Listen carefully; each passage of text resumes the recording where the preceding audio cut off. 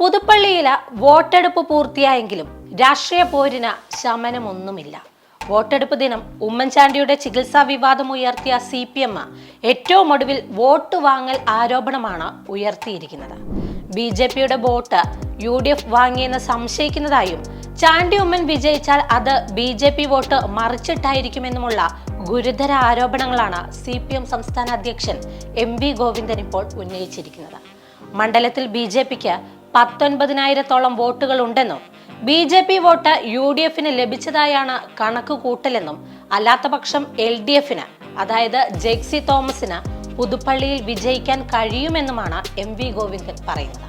അതേസമയം പുതുപ്പള്ളിയിലെ വോട്ടെടുപ്പ് മനഃപൂർവ്വം വൈകിപ്പിച്ചെന്നും ചിലർ വോട്ട് ചെയ്യുന്നത് തടയാൻ സംഘടിത നീക്കം നടന്നോ എന്ന സംശയമുണ്ടെന്നും തന്നെ ആക്രമിച്ചപ്പോൾ പോലീസ് നോക്കി നിന്നുവെന്നും ചാണ്ടി ഉമ്മൻ പറഞ്ഞപ്പോൾ പരാതിയുണ്ടെങ്കിൽ അന്വേഷിക്കട്ടെ എന്നും ഗൂഢാലോചന സംശയിക്കുന്ന അനുഭവങ്ങളില്ലെന്നും ജെയ്സി തോമസും ബൂത്തുകളിൽ വോട്ടിംഗ് വൈകിപ്പിച്ചു എന്നത് UDFന്റെയും ചാണ്ടിയുമ്മന്റെയും ആരോപണം മാത്രമാണെന്ന് MV ഗോവിന്ദനും പ്രതികരിച്ചു.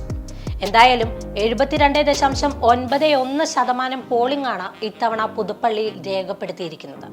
പുതുപ്പള്ളിയിൽ പോളിംഗ് കുറഞ്ഞെങ്കിലും ആത്മവിശ്വാസത്തോടെയാണ് മുന്നണികളുടെ പ്രതികരണം. വിജയം ഉറപ്പെന്ന് ആവർത്തിക്കുന്ന UDF 40,000 വരെ ഭൂരിപക്ഷം കണക്ക് കൂട്ടുന്നുമുണ്ട്. അതേസമയം പുതുപ്പള്ളി ഉപതെരഞ്ഞെടുപ്പിലെ മികച്ച പോളിംഗ് ഇടതുപക്ഷത്തിന് പ്രതീക്ഷ നൽകുന്നതാണെന്നാണ് MV ഗോവിന്ദന്റെ പ്രതികരണം. ഇടതുപക്ഷം നല്ല രീതിയിൽ പ്രചരണം നടത്തിയിട്ടുണ്ട്. നല്ല വിജയമുണ്ടാകുമെന്ന ആത്മവിശ്വാസവുമുണ്ട്.